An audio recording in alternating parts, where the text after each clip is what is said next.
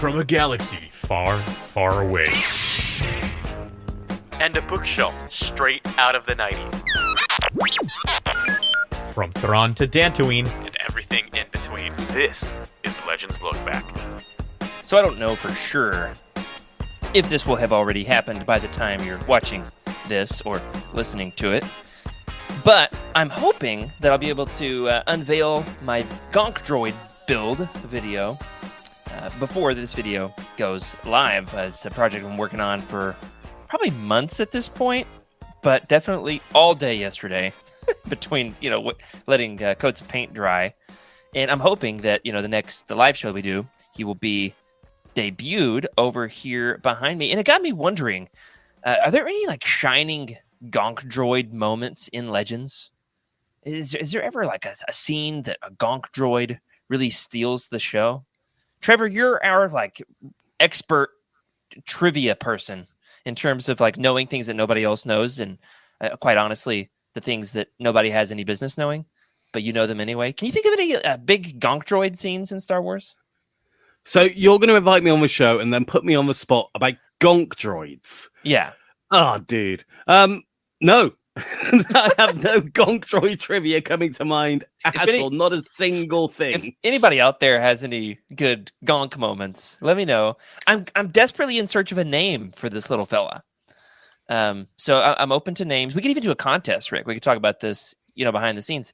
We could run a contest for who's got the best name for the Gonk Droid. Right now, my best name idea is Scarface, because I cracked his face under his eye. There is a reference in that new Hunter's Battle for the Arena book for Gonk Rock. Okay. So there's a musical genre called Gonk Rock. Yeah. Whether that's played by Gonks, inspired by Gonks, featuring Gonks, I don't know. There's so many questions. Yeah. I imagine they'd be really good at headbanging, because all they can do is just kind of rock back and forth. Mine, this has been a maddening project. I kind of thought, this looks easy. Watch some other YouTube videos. People do it in 5 minutes in a YouTube video. Nope. Yeah. It has taken months. But I think I'm close. Sweet. So I would like to put forth G-O-N-K. I could call him Geo. Yeah. That's pretty good. Geo. Like Stellan Geos. Sure. Or Geode. Okay. All right. We're circling the landing field. So listeners, let me know out there. And also, if the video already came out, I'll take the Gonk Droid will take your praise, but none of your criticism, because this thing has been maddening. But I've learned some lessons. Let me be the first to say, great job, man. You did excellent. That was an excellent video. Great build. Yeah.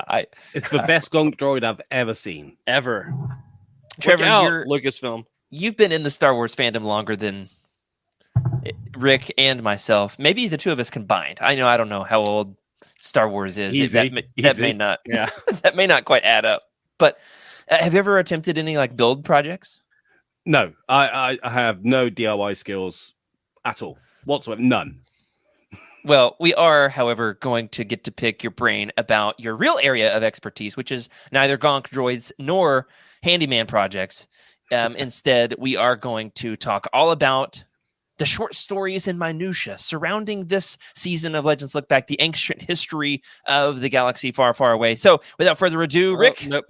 I gotta back you up there. You said the Schwartz. You said Schwartz stories, and so now I'm thinking Spaceballs and Schwartz. Trust in the Schwartz. Schwartz stories. Trust in the Schwartz. Okay, now we can go. I do love me some Spaceballs.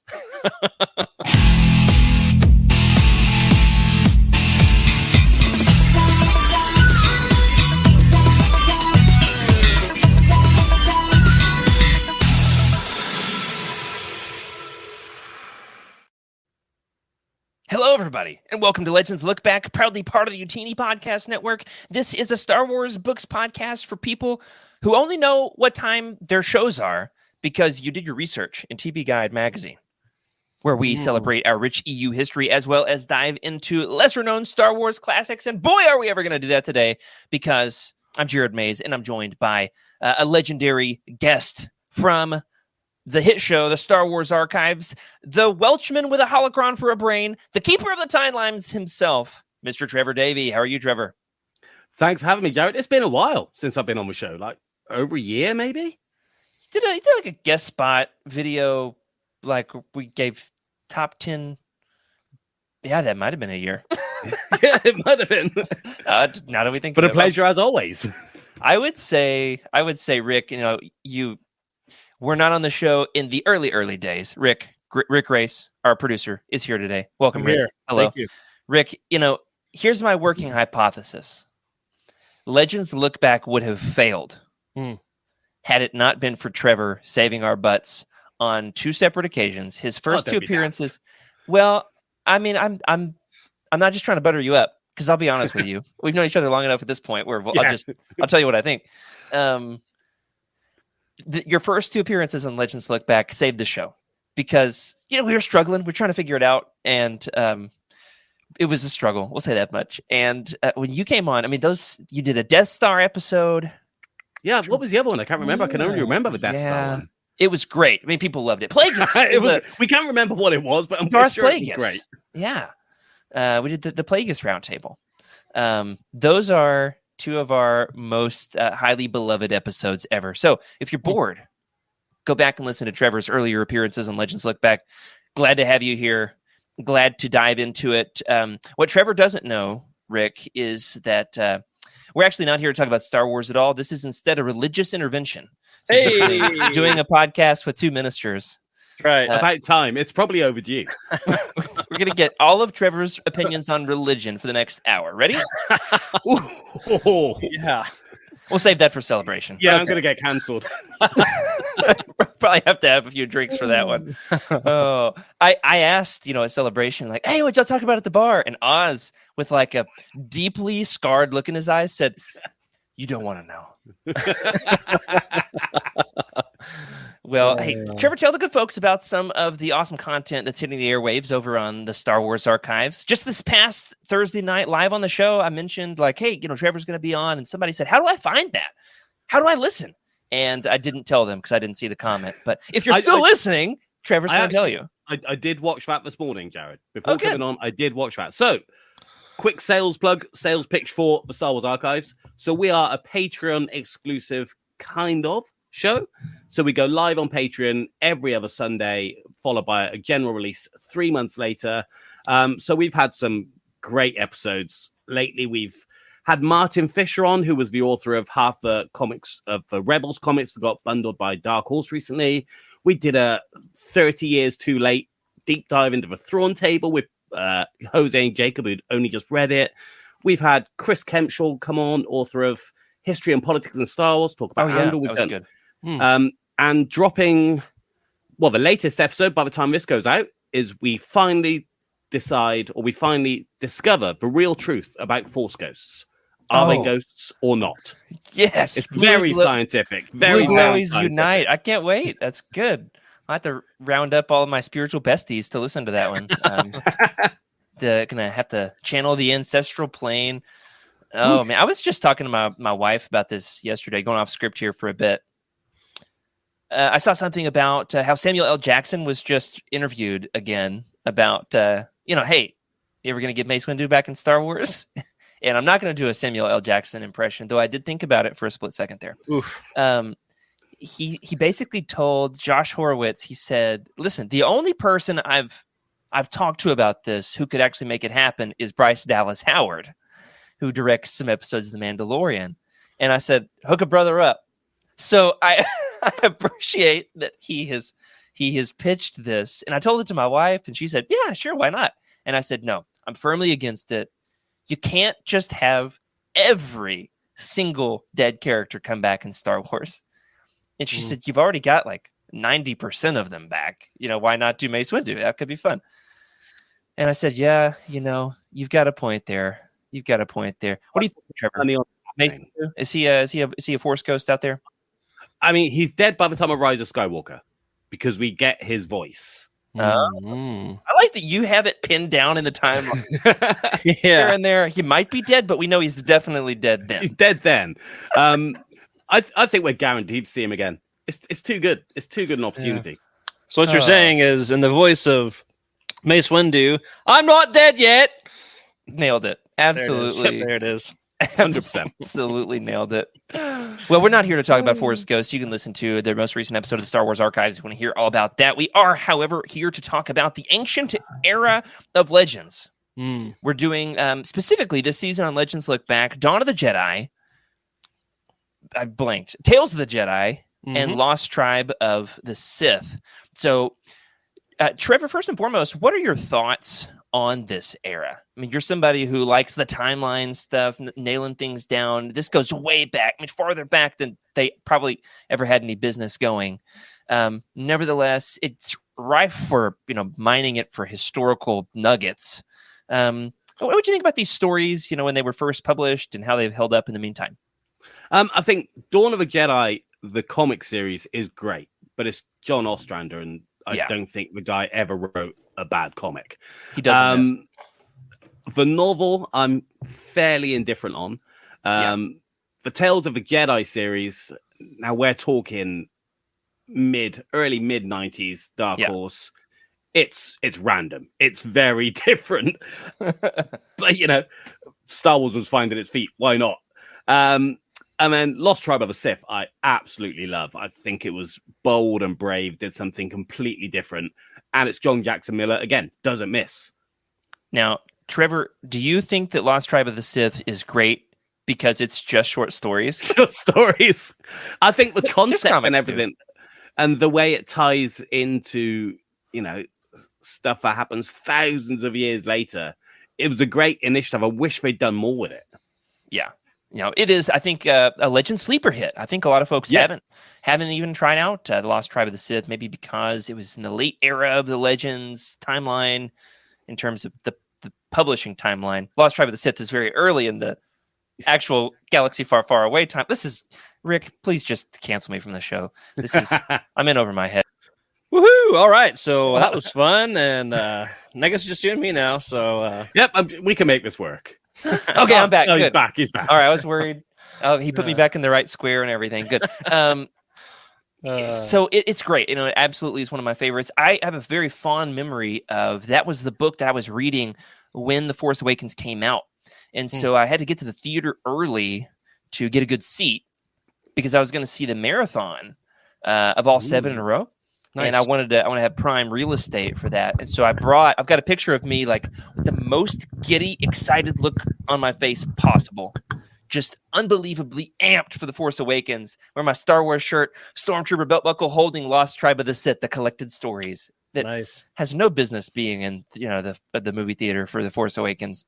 It just could not be farther apart in terms of tone or content, but everything.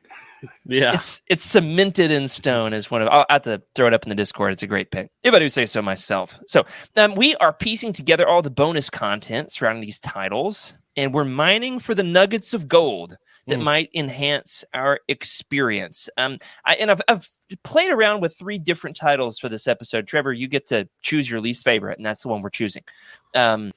Trevor, I'm unsure exactly what to title this segment. It's either going to be called Trevor Time.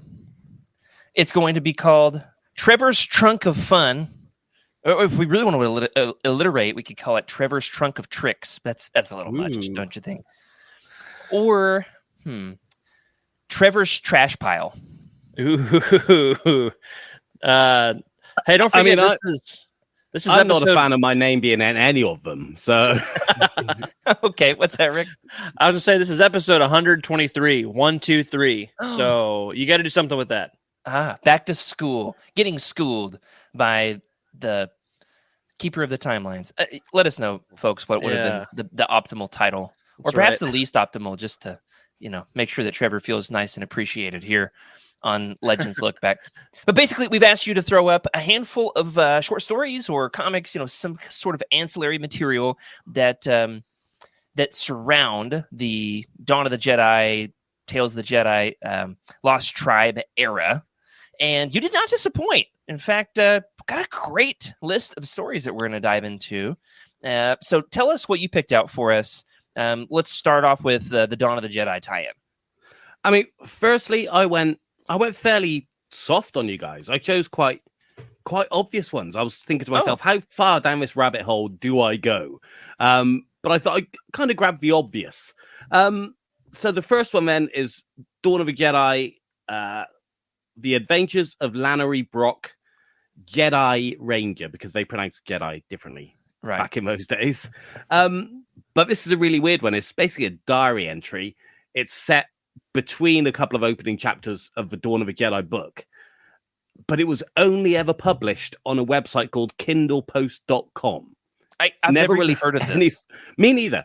I think it must have had a news article on StarWars.com or something, because they used to publish these things in all sorts of places. It was obviously hype and promo for the book, but it's never been collected anywhere. It's never been in a book. It's never been in a magazine. And it's just a really weird one-off sort of angle. Yeah. So I took a look at this, and this basically is set between chapters 2 and 3 of Dawn of the Jedi Into the Void. And so she's starting off on the mission, and it's kind of an internal monologue, first person, sort of just a couple of pages. It's not substantial. This also by Tim Levin, the author of the book, and it's kind of, promoting, what this book is going to be, gives you a little taste of it. In some ways, I found the prose in this more accessible than the book itself. Oh, really? Yeah. Maybe it's the first person thing. I felt a little bit more connected to Lannery, who feels very aloof in the book. And so this was very welcome. When you told me, within seconds of asking Trevor on the show, he said, "Oh, I've got something that was published on Kindle Post blog." And I said, "Sure. All right. Just throw it in the drive and I'll read it." Go for that. Yeah. Yeah. Excellent. You did not even hesitate. This story really, I think, it does fit alongside some of the others that we're going to talk about as well, in the sense that it doesn't necessarily flesh out the era as much as it gives deeper connection to the characters who are in the stories themselves. And that's always been my favorite kind of Star Wars short story. It's the stuff that it might be throwaway, but it just adds context to the wider universe. It gives it more of a sense that these things did happen because somebody was just recording a diary. So yes, you've got the events that happen in the book, but now you've got just a little bit of more meat on the bones of that character. Oh, hey, that reminds me. In the book, she has a copy of a journal of a Jedi who failed on a mission in the old city. I forget his name. And so every chapter begins with a quote from this dead dude's diary.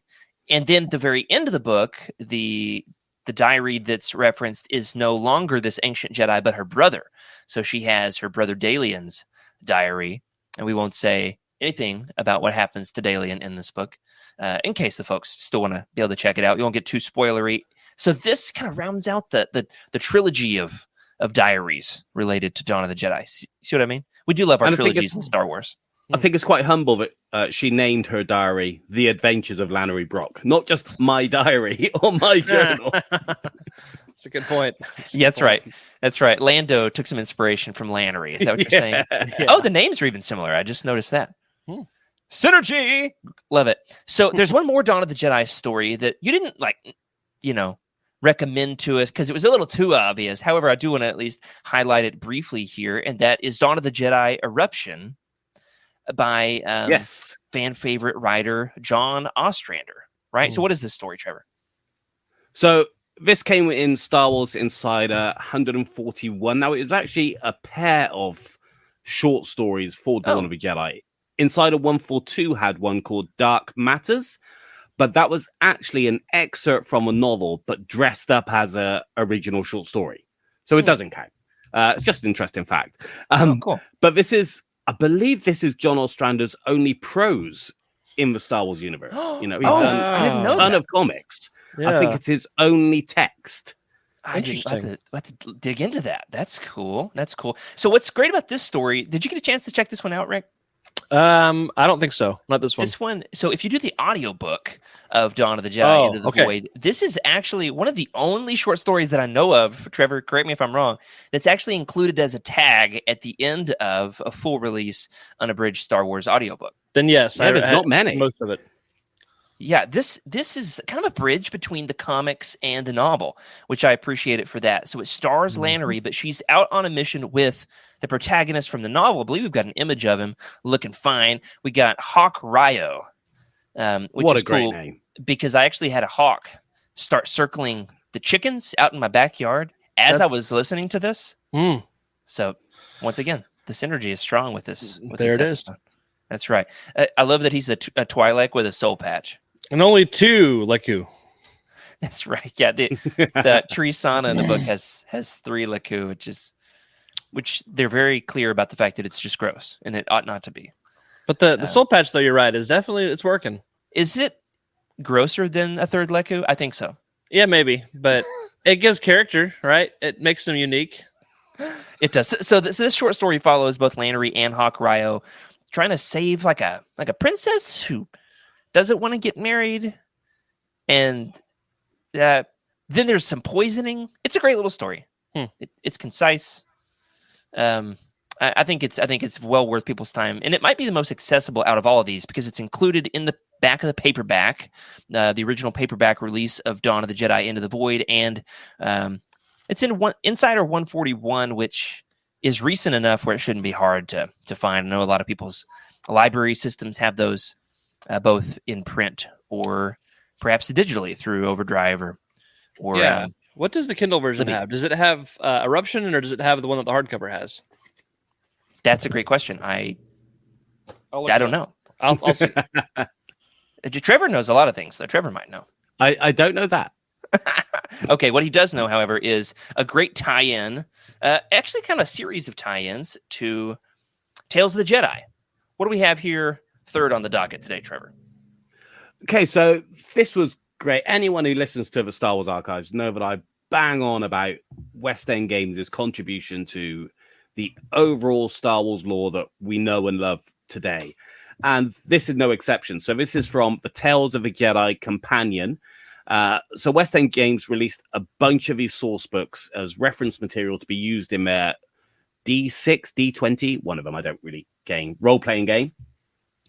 And they all contain loads of either new short stories or little bits of fiction, vignettes. So much good stuff. And this, again, is no exception. So not only does it include a really long short story, a good 5 or 6 page short story called Tales from the Dark Side, which I could have chosen, but I didn't because it doesn't really tie into the Tales of the Jedi comics that well, despite being in the same era. However, underneath the character biographies, which are normally made up of history and stats, this particular source book has these little snippets of original fiction for a couple of characters throughout, but does tie directly into the comic story. Yeah, that actually reminds me. I've got the Dark Empire source book that now that I've and there's some great stuff in there. It's hard to put it down. I mean, there's some great material in here. Some color illustrations. I mean, this is a gem. Oh man, fantastic! So straight away, one of my favorites from the Dark Empire one is it's got a transcript of the hearing where Han Solo has to go to the tribunal because his friend Mako Spince blew up the moon from a Han Solo trilogy. Oh, so it ties into something that has nothing to do with Dark Empire. But Mako Spince is in Dark Empire because that's right. Who Han visits with the hologram dual base. Oh, that's cool. Yeah, these are cool because they'll just be in these little squares, and so this one is like the origin of Force Storms. Nice. It doesn't actually help make Force Storms make any sense, unfortunately. Yeah. All right, so stupid question for you, Trev. I've not dove too deeply into the source books because I don't have time, to get into the actual role-playing games. But what I'm hearing is that they're great for just little snippets of fiction, or they're great for world building. Is that correct? Yeah, absolutely. I've never played a role-playing game in my life. Okay. But just the amount of pure fiction in these books is incredible. And some of it is, just like you said, world building, completely throw away. The one you just held up, the Rebel Alliance source book, there might be a couple there that tie into the overall story, but you'll just be able to, it might be a random rebel attack or something to do with an Imperial character. There'll be all sorts of weird stuff in there. I love the fleet combat battle line maneuvers and all that in this one. Yep, you'll get loads of that as well. Just information. Yeah. Oh man, I just heard Rick say fleet combat battle maneuvers, and he is grinning. He's grinning ear to ear. I'm worried that it's gonna pop outside of the frame of his shot here with the camera on the live video. So these stories came out in 1996, and we've collected 4 of them here to be discussed here for Legends to Look Back. The first one, Trevor, I feel a special connection to this one. Do you know why? Go on, tell me. The Queen Aminoa story was one that I was selected to read for a bedtime story on Star Wars Archives. Yes. Now this is one that does stick in my mind. I'll be honest. I sent you these stories. I have not reread them. Okay. Because I know enough. But the Queen Aminoa one is always the one that really stands out because it literally leads right in to a certain panel from the story. It's like the next scene. And I would add that I think all 4 of these are about villains, or at least 3 out of the 4. I have to take a look here. It really adds depth to the villains because in true 90s comic book fashion, the villains in the Tales of the Jedi series, they'll come in for an issue or 3, and then they're gone. And you're kind of left like with Villain of the Week syndrome, just lacking a little bit of substance. Is it King Adas, who one of these stories features? He's already comatose by the time we get into the storyline of the comics. Sure. So we don't really... it's the Queen's husband, isn't it? He's already King mummified. Yeah, King Omen. But through these stories, you find a bit more about how he was corrupted and kind of what put him in that situation. Right. Yeah, so these 4 stories are about Queen Aminoa, King Adas, King Omen, and Warb Null. Let's go down the list here and say... Which of these is your favorite? Which of these stories? You said, Trev, that yours is the Queen Aminoa story. 100%. Now, when I read this for Star Wars Archives, I was tempted to do a voice because, all right, I hope you appreciate this, Trev. I'm sure we've talked about it before. I'm sure I will. As somebody who appreciates some of the ancillary material and things that nobody else really knows about, there are audio dramas of Tales of the Jedi and Dark Lords of the Sith. Yes. Some old school Legends audio dramas. And I mean, I love these things. There's also a couple for the Dark Forces trilogy and Dark Empire. And I cannot tell you how many dozens of times I've listened to these. I have never listened to them. Dozens and dozens and dozens and dozens. They're tough to track down these days. They've become quite rare. They used to be available on Audible 10 years ago, around 2013, 14, and they're not anymore. And so, you got to do some digging around the internet, pop in the Discord and throw us a message if you're trying to track them down, and we can try to help you out there to see if we can find them. But Queen Aminoa, in true, audio drama fashion, they go big with the voices. Almost too big. They're very exaggerated. The voice for Queen Aminoa, I'll have to find an audio clip and throw it in the Discord. It's like 80-year-old smoker lady kind of voice. Is it full Wicked Witch of the West? Oh yeah, hardcore. And I was really thinking about committing hard to that voice when I recorded the bedtime story. And so everybody out there can thank me for not doing that. Yes. It should be on YouTube. If you want to hunt it down, you should find that. On our YOUTINI YouTube channel. Love it. I did not go full into the voice, but I gave it a decent performance. It's a great story. How about you, Rick? Which of these was your favorite? Queen Aminoa, King Adas, King Omen, and Warb Null. Yeah, so I knew nothing about any of these. You will in a few weeks. And I had only read the novel, Into the Void, and so I knew nothing about the era. And you messaged me last night and said, "What is this? What are we doing?" Well, what going on? And I've just started reading Tales of the Jedi Volume 2 that deals with like some of these names, and so I had no clue what any of these vignettes were about. They were interesting, but let's see. I'm scrolling through it. Okay, the second one, King Adas's story. I think I could follow it more than the others. That's a great reason. Yeah, so I'll go with that one. All right. Hey, I think we've got an image of King Adas. He's kind of looks like a frog samurai. Yeah. So love him for that. Oop. Yeah. Shout out to King Adas, looking hardcore there. I don't remember a ton about him, so I want to dive back into him with Tales of the Jedi. This is some good backstory for a character who I felt like in the comic, you're left wanting a little bit. So this was the one with the initiates who have like this what's it called, a like a ceremony kind of thing going on, and it was just very ominous. I think my favorite of the four is the third story. So this one is about how King Omen comes under the influence of Nagasato. And so that's Nagasato. I mean, this is one of those characters in Star Wars who, I mean, he's haunting everybody. This sucker, I mean, how many folks come under his influence? Him and Exar Kun need to have like a ghost off, like a riff off for ghosts. Yeah, that's a good idea. They are always possessing everybody left and right. And so the way the story ends, it's so beautifully written.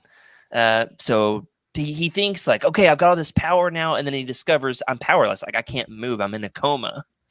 I have power, but like Nad gets to do everything. And I'm just a vessel. And so it says Nad made a deep staccato sound that Omen could only guess was laughter. The dark side does not come without its price, the Sith spirit said. You have power over the Force, but in exchange, you have lost power over your own body.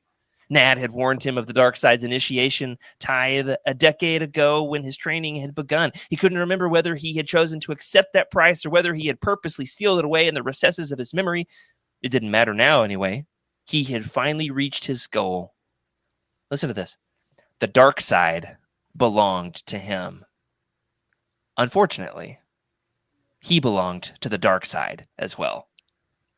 Ooh, that's so cool. Oh man, that is great. I will admit, Trevor, with a lot of these short stories, I'm always like, yeah, I didn't need that. This one hit. Well, there's at least 10 in the Tales of a Jedi Companion. Oh, cool. For various characters. So a lot of the Jedi have got them. Os Willem's got one. There's a ton in there. So the other thing I wanted to point out, I didn't pass this along because you specifically asked for sort of 4 things, but I want to shout out the reference book Jedi versus Sith: Essential Guide to the Force. Oh, because a lot of that is written in universe. Cool. And you get all these holocron recordings, and there's a ton of those written by characters from the Tales of the Jedi series as well. So I'm just looking on my own little spreadsheet here. So I probably should read that then, huh? Yep. Rick's got it. I'm looking for it. I'm like, staring off into my reference bookshelf. Dude, right here. First thing I turn to, the resurrection of Exar Kun. No way. There you go. Yep. So Nagasato's got his own interview. Master Thon's got his own sort of holocron recording. Some of those do just summarize the events of the comics, but others, again, it's original fiction. Cool. I have to check that out. I'm actually supposed to be writing a piece for YOUTINI. I'm pretty sure it's overdue by this point about in-universe nonfiction. So I love that. I'm bored out of my mind. Stuff. I'm bored out of my mind trying to write this thing. So you two can tag team it. It's gonna be great. I'll send you my outline. I've got a whole reference shelf that is like it's in universe reference material, and then just like the regular Muggle version. I mean, this could be a better term. Come on, I know. This is how far down the rabbit hole I was looking at for this episode. Is that in the Old Republic video game, one of the collectibles in that game, the big MMORPG game, one of the collectibles are these things called codex, which are little text files. So some of them will give you like history lessons or, tell you something about a character or whatever. But there's also little snippets of fiction that you can collect in the game. Wow. And this is original fiction. Some of it's in universe documents, diaries and again or whatnot. Some of them are actual 6 or 7 line stories. Hey, but because you talk Tales of a Jedi, Dawn of a Jedi, and not the Old Republic, I thought I'd leave that one out. We're hoping to do that in the fall. Okay, so we'll come back to it. Speaking of in-game items that actually tell a story, like journal entries. Now that leads us to let's skip on down to the comic. Let's talk about Star Wars Tales number 23. The story. Yeah, my cat is up on my shoulder. She's really peeved that I'm in her chair. So I like to pretend like it's my Yasalamari. Yeah. Okay, so it's Star Wars Tales number 23. There's 3 or 4 stories collected in that, and the first story there is called Shadows and Light. So, Rick, give us the rundown. What is this? Let's see. Star Wars Tales 23, Shadows and Light. Author is Joshua Ortega. Artist Dustin Weaver. The note here says first appearance. Yeah, I didn't finish filling that out. The first appearance of the story this references actually comes from the video game Knights of the Old Republic. Oh. There's these journal entries, data pads that you pick up as you go, and you learn throughout the game. It's a side quest sort of thing. It's not all that important. That there were these 3 Jedi who were off on a mission hunting Tarintatex. Oh, so I'm so glad you had to say that before me. I was like, I'm going to ruin that pronunciation. Well, I was reading this comic earlier today, and my 4-year-old was like, "What are you reading?" And I was like, "I'll read it to you." Big mistake. It's super dark. This story goes hard. Oh man, it goes so hard, and it's really cool because Trevor, I don't know. Maybe we can cross this bridge later this year if we do a KOTOR spotlight. I don't know if a ton of books or comics that really tie in well to the video game Knights of the Old Republic, even though it's one of the most beloved properties of all time with Star Wars. You got the Revan book, and there is surprisingly little. There's more since the Old Republic came out, because somehow they had to mesh for 2 stories of the ultimate Sith Emperor that was somehow never mentioned in Knights of the Old Republic or any other Star Wars media. They had to make it that work. Yeah. So there is a bit that's come out that does help bridge the gap between KOTOR and everything else that happened. Yeah, and this is a great bridge story between the Tales of the Jedi era, Tales of the Jedi comics, and the game Knights of the Old Republic. You've got these 3 Jedi apprentices. I think we've got an image here of one of them hunting the Tarintatex, which is cool. Tarintatex. We need to start saying that, Rick, during their vocal warm-ups, getting ready for the show every Thursday night. Tarintatex. Kicked off Tarintatex. And so this, at the very culmination of the story, the one last injured Tarintatex she comes up against, and there's a tragic love story involved.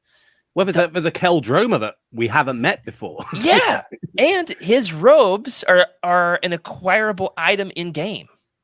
And so he's got like flashbacks to or visions. I guess they're flash forwards to the Revan Malak Bastila conflict, and it's a cool story. It's really cool. I think Star Wars Tales gets a bad rep for being the weirdest Star Wars ever. There are some silly moments, but there's also moments of pure genius like this. This is cool. This is... and the art. We need to talk about the art, because the art is incredible, which is Dustin Weaver, who did a ton of KOTOR. Oh. Yeah, this is just occurring to me that it's the same. I looked at it in the...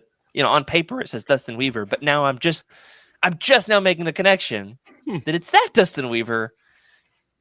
This is phenomenal art. There's a whole page that's just Kashyyyk, and he nails it. The underlevels of Kashyyyk, it's beautiful. The greens, fantastic. So there's our comic. There's one last story that we're going to discuss, and then we're going to play a little game, and I'm very excited about that. And that is Fate of the Jedi imprint. Rick, what is Fate of the Jedi imprint? Oh, man. Okay. This was written by Christy Golden. We've heard her name quite a bit. She's written a lot.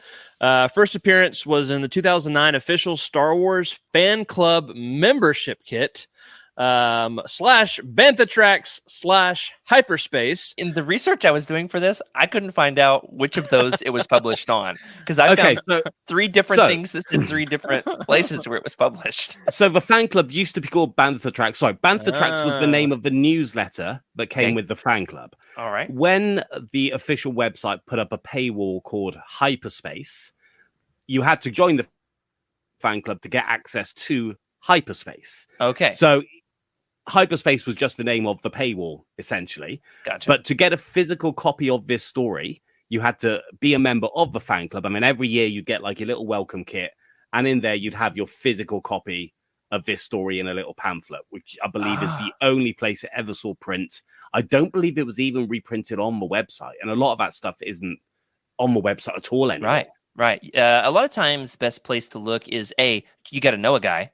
I'm looking at it right here. Anytime I'm trying to track down something weird, I shoot Trevor a message before I even go to the Wook. You message Trevor. That's what you do. Hop over in that YOUTINI Discord and hit up Darth Obscurus. However, the Wook does have good backup links on a lot of these stories. Yeah. So they're fairly easy to find for the most part. However, this is cool because, correct me if I'm wrong here, Trevor, didn't you at one point acquire a physical copy of this thing? And that was my original from being a member of the fan club. I had this when it came out. This story is the reason I joined the fan club because I knew it was going to be an exclusive. Oh, now this is a great story. Christy Golden is an author who I really enjoy. Her prose is just very readable. It's not too technical. You can binge through a Christy Golden story in a day, especially this one. It's 7 pages long. It took Rick all week, but hey, I'm actually looking it up right now to see how rare this is. Fate of the Jedi. I think you're talking about $30-$40. I think that's about the going rate for a 7. But they don't come up very often. A 7-page story? Are you serious? That's crazy. This is well written too. So it tells a story of Sith apprentice Vistara Kai, who's a great character established in the Fate of the Jedi series. I love Vistara. She ends up having a bit of a fling with Ben Skywalker. So I love that Luke's teenage son has a Sith girlfriend, and all the drama surrounding that is so juicy. I love it. Say what you will about that series, which, oh, good Lord, I've got opinions. But all right, I'm confused. Yeah.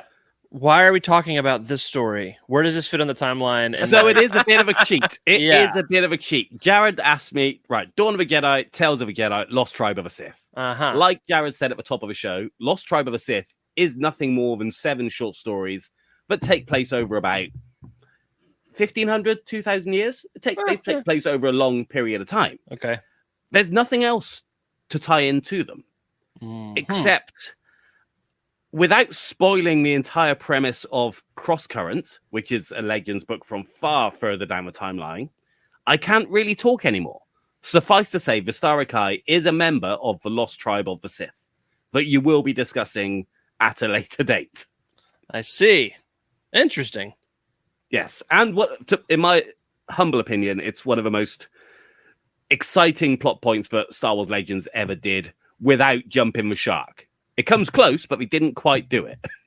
I gotcha. Man, there's so much. Every time I catch an Archives episode or just get to talk with you, I just want to pour into my books, like, all right, I got to break them out. Time to read them. Time to just dig in because there's so much more to learn. And like we were saying, Lost Tribe of the Sith it's a bona fide classic. And it is lesser known because it didn't get a big paperback release. The paperback is just the 7 short stories that were published. I think they just got published on the official site over a space of about a year and a half. And they are John Jackson Miller, so the quality is going to be great. Yeah. And the paperback just kind of got sneaked out there. But it's also become a really rare one to try and find without a Legends banner in mass market paperback size. Yep. So, yeah, there's a lot to talk about with that book alone. For sure. Imprint, the short story itself, is really good because it tells of Vistara getting this Uvak, it's like a dragon sort of thing, and how they hatch, and there's a ceremony surrounding the Sith apprentices choosing. It's like Game of Thrones. I was just thinking of that. Yeah, you just finished your binge. Finished it, yeah. Don't spoil it. Yeah, I was just saying, no spoilers. So this is cool. It's like the Sith kids are vying for the dragon eggs, the Uvak, and they do play a part in the story, and it bridges the timeline from Lost Tribe of the Sith way back in the distance to Fate of the Jedi far forward. This is what I love about Legends. And we're working on it with canon. We're not there yet. There's plenty of time. In Legends, we go way back and we go so far forward, and this story does both at the same time, which is cool. It's brilliant. Yeah, that is cool.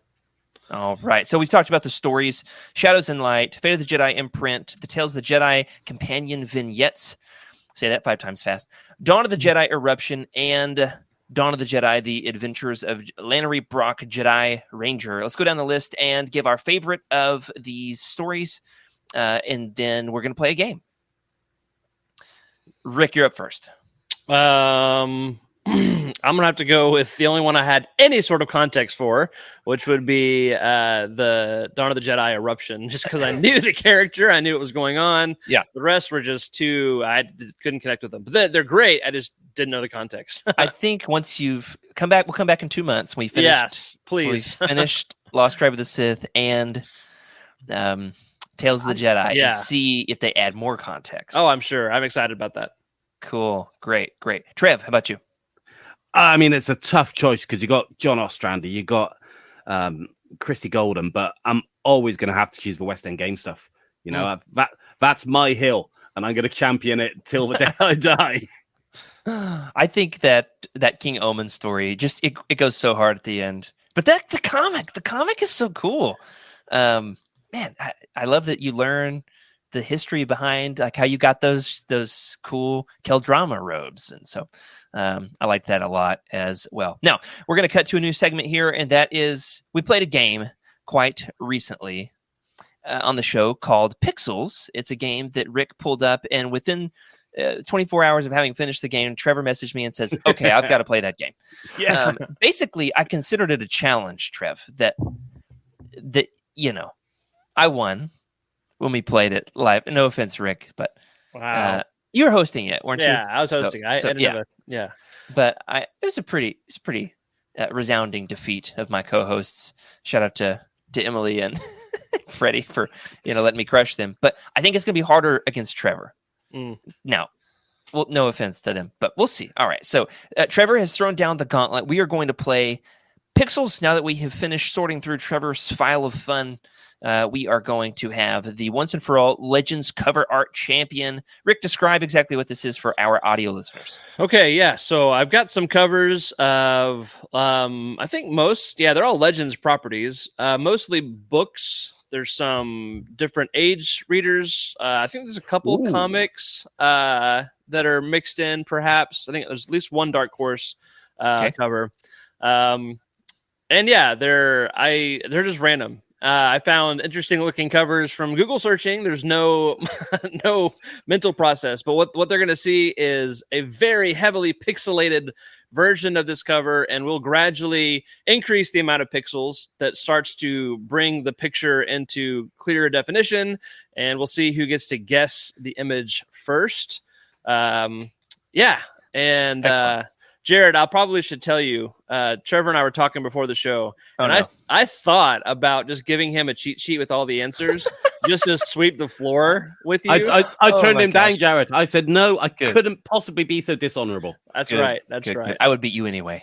Actually, my money's on Trev, but we'll see. We'll see how it goes. So. Well, I just clicked that little button that made my window full screen. So buckle up. Okay. All right. Glasses are coming on. Are y'all ready? I'm taking them back off. Yeah. All right. To get us warmed up, here's a good one to start off. You ready? Okay. Yes, sir. So we'll do the first one to guess it, and I'll start adding the pixels in. Get some greens, grays, olives. A blue. Is that Republic Commando? It is not. No. I was like, no way did he get that from this far out. Okay. It's pixelating a little bit more, getting a little closer. Got about tough. There's no Legends banner. 40 pixels on here thus far. Okay, a picture starting to take shape. Knight Errant. Oh, that's one for Jared. Okay. Remind me after the show to tell you about my illicit copy of Knight Errant. Your illicit copy? I have an illicit copy. Have you got a hardback? Are you stealing from John Jackson Miller? He's a friend of the show. Absolutely not. Friend of the show. I always more than happy not only to support him, but to convince other people to support him. Yes. But I do have a fun edition of this. Nice. Okay. All right. Let's see. We'll do another easy one. If that was easy, I think we're in trouble. Yeah, you are. I try to make these hard. A red and a blue. It's a light red and a light blue, which makes me think Dark Tide. These are pseudo legends. Oh, they're no. Pseudo legends. They're They're Legends, but they're at they're at the end of Legends. Okay. Well, that gives it away. It's Razor's Lords of the Edge. Sith. Oh, It's what? It's Razor's Edge. Nope. Okay. Honor Among Thieves. I hope this actually isn't canon. I'm pretty sure they're classified as Legends.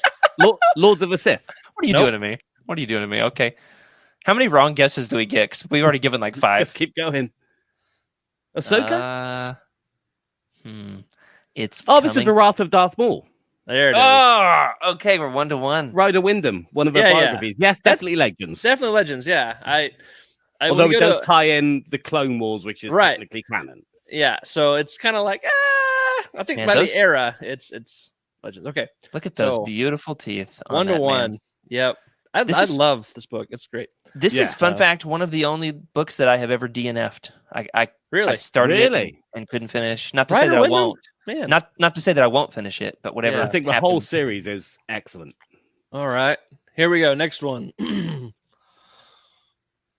No guesses?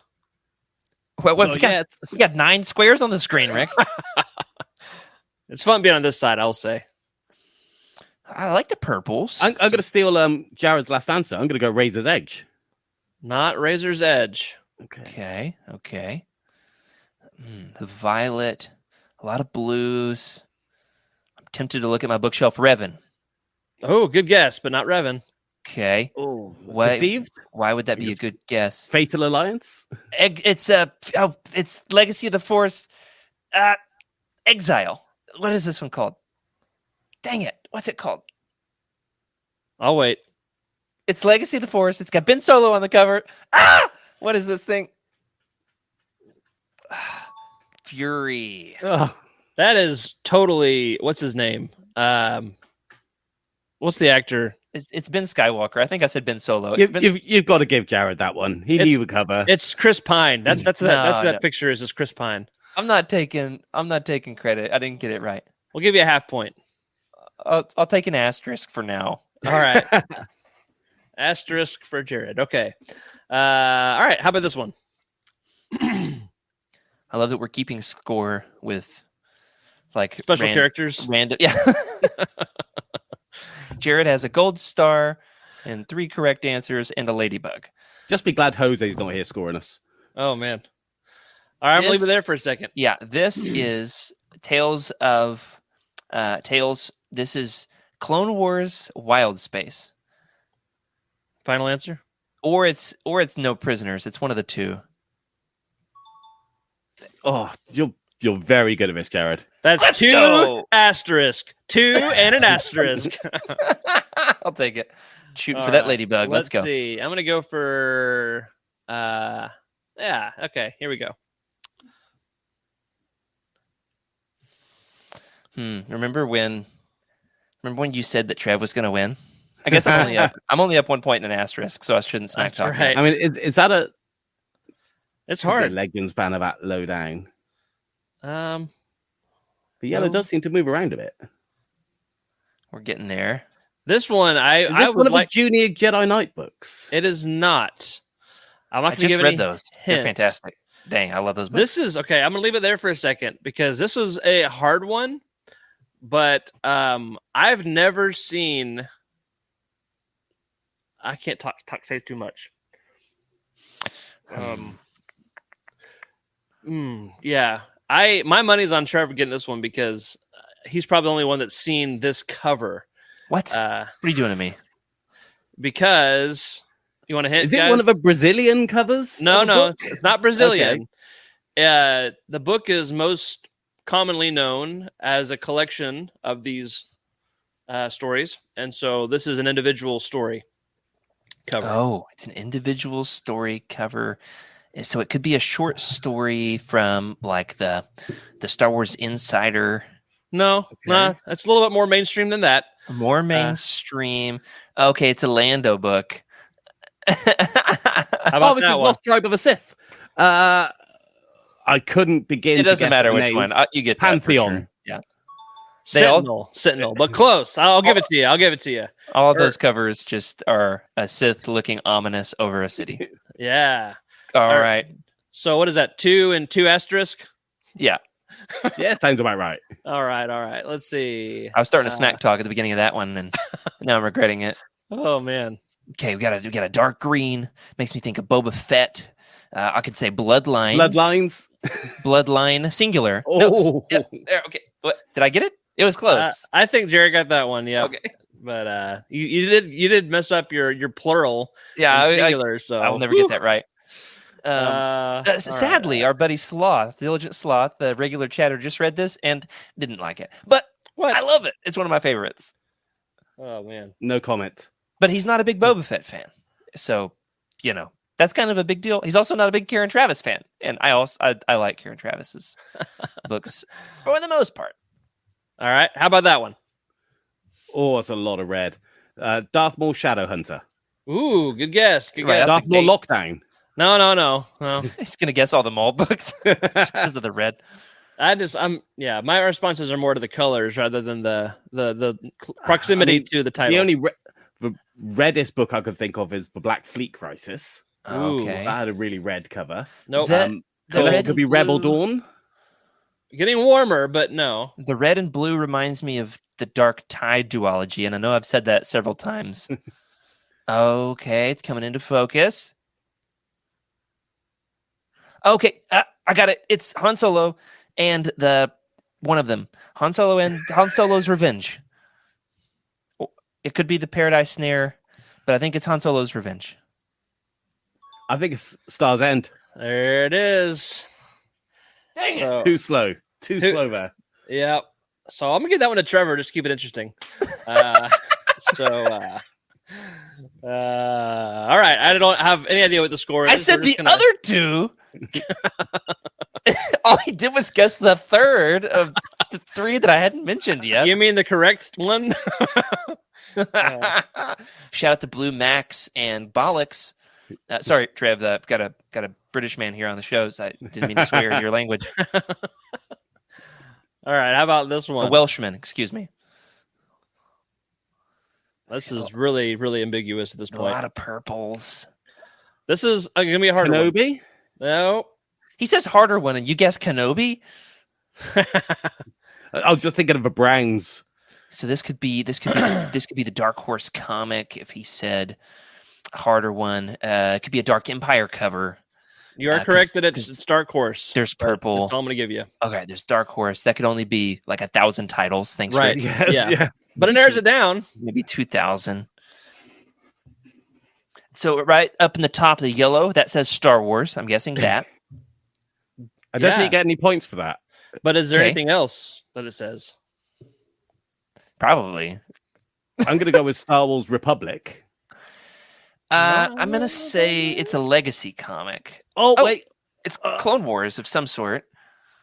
Shipyards of Doom? Nope. It's a Clone Wars comic. Yeah, it's one of the digest novellas, I think. I've not read any of these. Zero. A big fat zero. I mean, I could name them.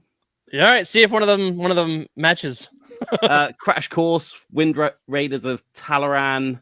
I've never heard of any of this. Maybe I can't name all of them. Is this one of the ones with the Chiss Jedi? Because no. Those yes, are ridiculous. he was in one of them called Strange Allies. But he was also in like the junior books. Yeah, the junior books. Those are what I'm thinking of. All right, Rick, I'm pulling the plug. All right. The Jedi Slavers. That's a single issue. That's right. I told you it was Dark Horse. He messaged me last night and said, "How hard should I make these?" And I said, "Go big." All right, I'm going to award Trevor an asterisk on this one. Okay, so I'll allow it. I think that's 3 asterisks to 2 asterisks, something like that. So that's right. Oh man, I got like 3 more in me, and I'm gonna have to call it. Okay, all right. That's probably about how many I've left anyway. Good. I can't remember which ones we've done. So I got a guy from church who's just showed up to help me cut down some trees, and I can hear him running the chainsaw. And I gotta make myself useful. Yeah. All right, we got some dark teals and a violet. The violet's gone. Scratch the violet. I'm gonna go with Plagueis, but I think that's too easy. Not Plagueis. Outbound Flight. Nope. The Approaching Storm. I don't recall seeing this cover for this title. Doesn't recall seeing this cover, so it's got to be a book with multiple covers. The Han Solo books had multiple covers. The Young Jedi Knights have multiple covers. Kind of. I'm thinking there's a clone helmet there. I see the T visor. So I'm thinking the Clone Wars novelization.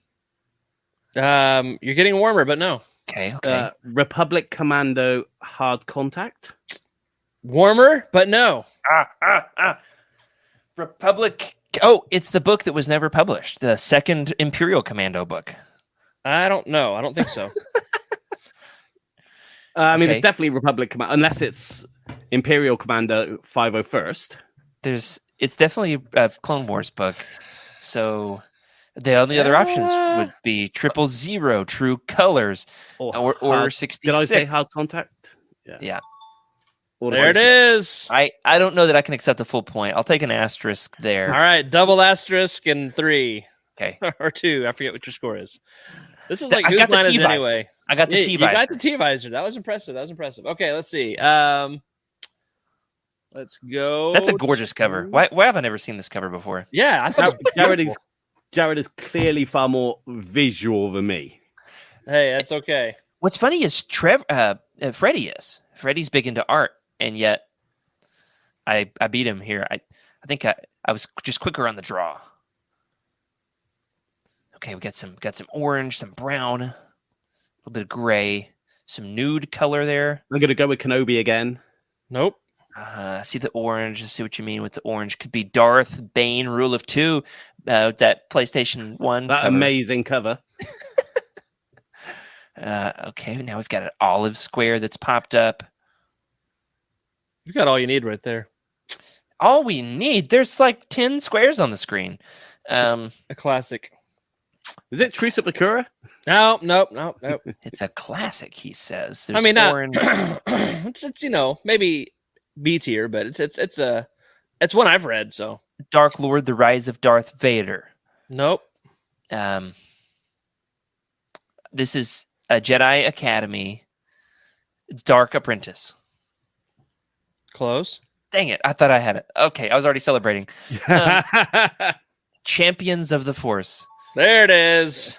Yes. Nicely done. I love it. I'm going to have to throw my towel in, I think, and concede to Jared.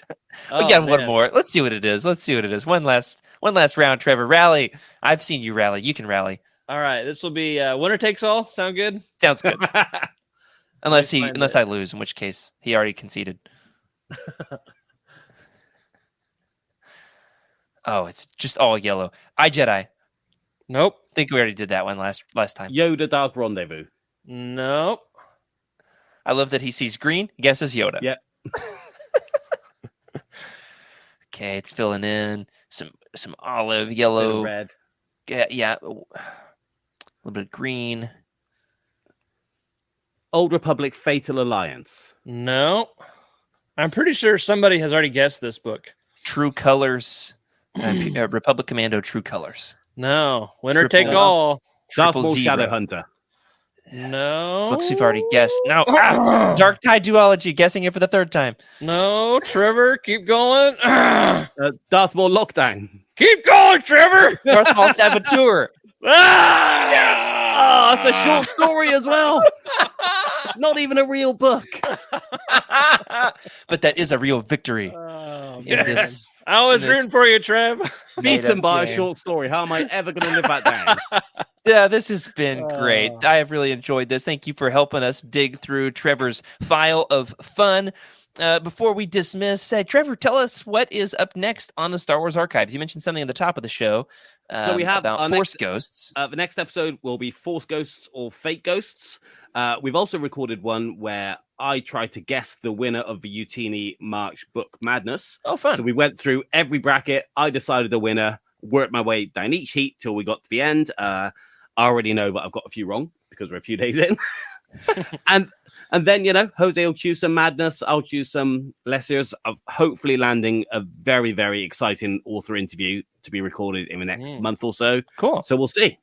Yeah, those interviews have been really fun lately. Really spotlights people who did a little bit for Star Wars, and then it hasn't been their life since then. And so this gives a really good avenue to just talk about this one little moment where they got to write a Star Wars thing. And we get to shine a light on some of these lesser known works as well. Hopefully get people to go hunting them down in the dark corners of the internet. I love that. Speaking of the dark corners of the internet, if you want to join us for our next roundtable here on Legends Look Back, we are going to be covering Tales of the Jedi. So good luck finding that audio drama. Hop in the Discord if you want to chat about those. We're going to do a couple, maybe 3 episodes, making sure we can really sink into some great stories, some of my very favorites ever published in the history of Star Wars storytelling. Well, that does it for this week. Thank you, Trevor, for joining us. It has been a pleasure, my friend. You're very, very welcome. Thank you for joining us here for Legends Look Back. Thanks to our incredible patrons for your support. A special thank you to Brian Dooley, Earl Q, Carl Sander, and Zach W. on our Jedi High Council, as well as James T., Ashley Ingalls, and Chris Carrizo on our Alliance High Command. Thank you for your amazing support. Remember to sub to the channel and leave us a review on your podcast platform of choice. And also, if you'd like your thoughts right on the show, our contact information can be found down in the description below. We're also on Twitter at Legends Look Back. Remember to keep the YOUTINI fan code, everybody, and be a force for positivity in the fandom. We'll be back soon with another episode. This is a YOUTINI broadcast.